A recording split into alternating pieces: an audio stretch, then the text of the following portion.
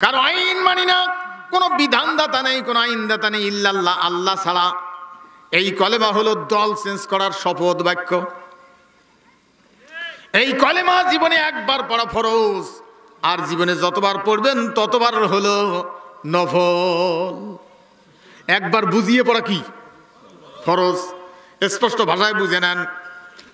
আল্লাহর নবী কলেমার দাওয়াত দিচ্ছেন, 11 বছর পর্যন্ত কলেমার দাওয়াত দিলেন, মানুষকে দিনের দাওয়াত দিলেন। কতদিন?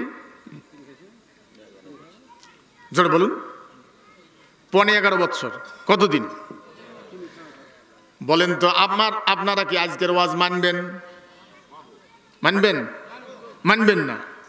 আমি যতই কোরআন হাদিসের ওয়াজ করি, কোন বক্তা ওয়াজ করি, মানবেন না।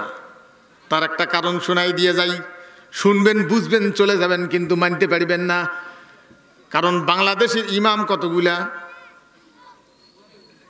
জোরে বলুন। কতগুলা? কতগুলা? মোটামুটি 4 লক্ষ। আপনারা এখনো বোঝেন নাই ইমামের বাংলা কি? নেতা। ইমামের বাংলা কি? নেতা। ভালো করে বুঝে নেন। 4 লক্ষ ইমাম যদি 1 টন গম দেয় আর 4 লক্ষ সই করে, স্বাক্ষর করে, এই কাগজটা নিয়ে যদি আপনি গোডাউনে যান, গম দিবে? দিবে? এরা আসলে ইমাম না। আসল ইমামকে আমি দেখাচ্ছি কারা আসল ইমাম। বাংলাদেশের ইমাম হলো 300 জন। কয়শো জন?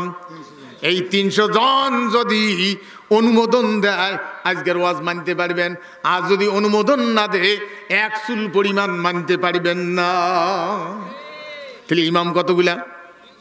300 লোকের কথায় বাংলাদেশ উঠে আর বসে। আর 4 লক্ষ মৌলবি যদি কিছু কয়, বাংলাদেশে একটা পশমও নড়ে না।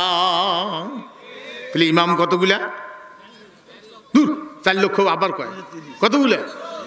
300 জন। ভাইরা আমার, আরো কিছু মহিলাও আছে, আছে না? কিছু মহিলা ইমাম আছে। হাইরে নর্তকী, নর্তকী কয় বলে বুখারীও পড়ছে, নর্তকী বলে বুখারীও পড়ছে, আবু দাউদও পড়ছে।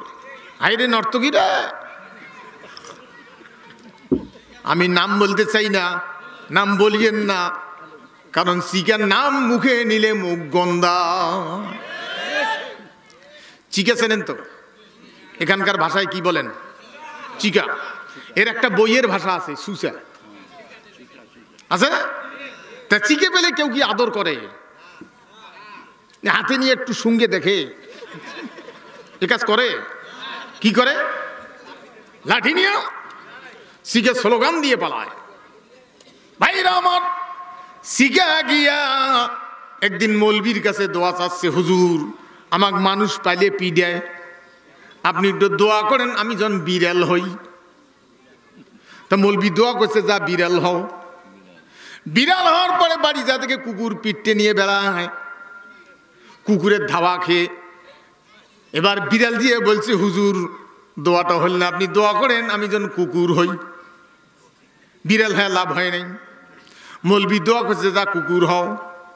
কুকুর হওয়ার পরে বাড়ি যা দেখে একদিন বাঘ পিটতে নিয়ে বেড়ায়, বাঘের ধাওয়া খেয়ে, দাবার খেয়ে এবার মৌলবীর কাছে গেছে, হুজুর এইবার শেষ দোয়া, আর বিরক্ত করবো না, আপনি দোয়া করেন কুকুর হ্যাঁ লাভ হয় নাই, বাঘ পিটতে নিয়ে বেড়ায়, আমি যেন বাঘ হই। তা মৌলবী দোয়া করছে, যা বাঘ হও। বাঘ হওয়ার পরে বলতেছে, হুজুর খুব খিদে লাগছে, আমি আপনাকে নাস্তা করলাম হয়। মৌলবীকে কি বললি?